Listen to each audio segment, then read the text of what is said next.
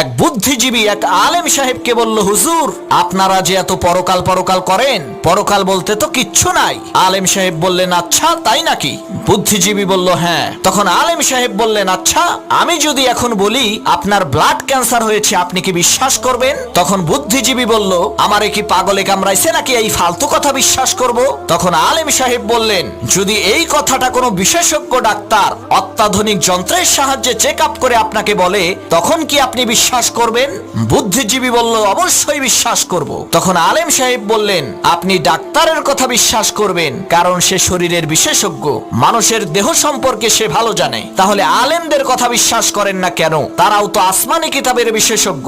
কোরআন হাদিসের মাধ্যমে তারা পরীক্ষা করে বলেন যে পরকাল আছে, মৃত্যুর পরে আর একটা জীবন আছে, জান্নাত আছে, জাহান্নাম আছে। তখন বুদ্ধিজীবী তার বুদ্ধি খাটাইয়া বলল, হুজুর আপনি ঠিকই বলছেন, আপনার কথা সত্য, পরকাল আছে।